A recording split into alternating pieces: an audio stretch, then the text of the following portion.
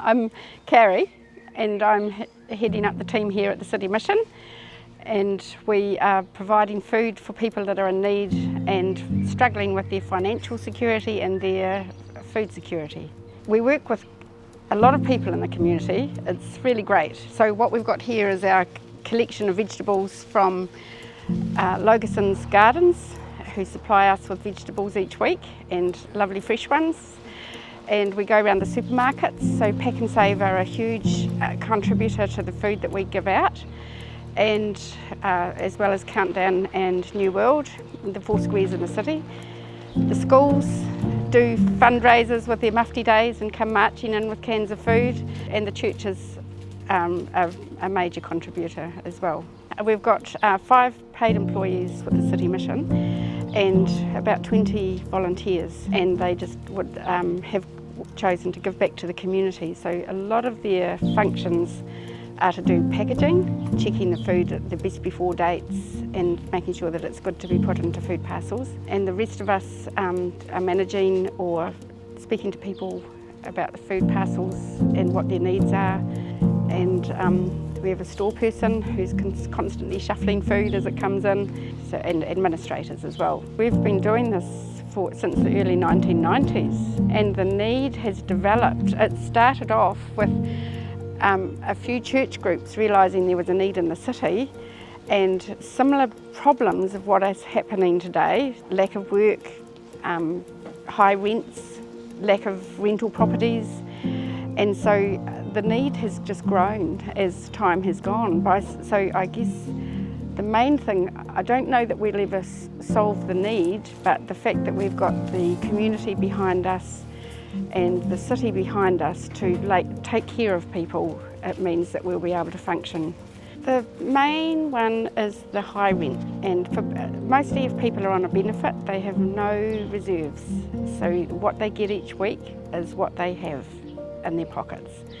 So if they've got to take care of petrol if they own a car and their car expenses, their rent, their power, and then if they've got children and they're single parents, it's even harder.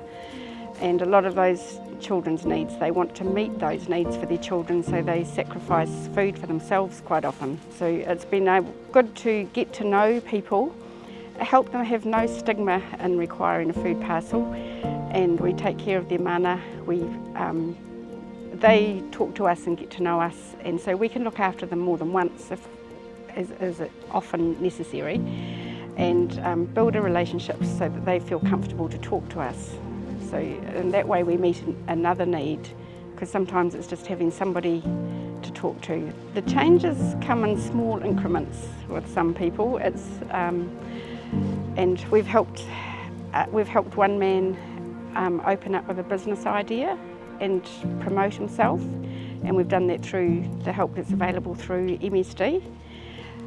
We've done home visits with women, and they've chosen topics that they wanted to cover in a women's program. So we did that in the last 7 weeks, broken up with COVID as well.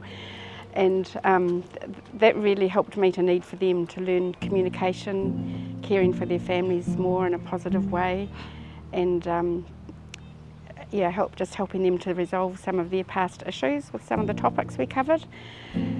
And we also have a fantastic budgeting program. And so if we know people's needs and they're coming to us often for a food parcel, we can suggest that they get the budgeting assistance, that we can work through their finances with them. We know what their needs are that are coming up. We can suggest to them sometimes, hey, we can see you've got your warrant due. You go and get that tyre that's needed if they know they need one. We'll give you a food parcel.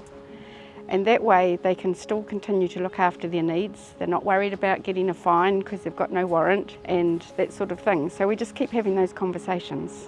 We will run out of something and almost, depending on our reserves, to buy things ourselves, but quite often we would almost live by faith, saying, well, we've just given out our last tin of tuna.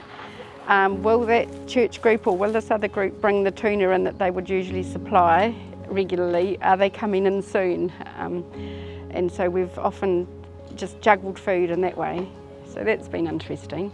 And then the other thing is just the number of people that could come through at any one time, because it's hard to juggle your appointments with people, and especially people get desperate. They don't realise that it's the long weekend and they need to stock up their shelves, and so they come in at the last minute when we're quite keen to finish for the day, but suddenly you have an onslaught of people wanting extra food parcels. Otherwise we work together really well as a team, just fitting in where we need to, as you can see. Yeah. So during the recent lockdown, we went from giving on an average 42 parcels in a week to up to 96. So in August and September, I think August, we did 1,120 food parcels, and other months it's more like 220. The community just rise to it. A lot of it is just people giving regularly, and because they choose to help meet the need. We try to make sure that anybody can feel free to come and ask for a food parcel. People can get the perception with a food bank that it's for down and outers and people that don't use their money wisely and have made poor decisions, but that's not actually the case. You know, you've got people that have got lost jobs, as I said before, reduced hours. So if we just try and make sure we get the word out there that people can come to us if they have a need.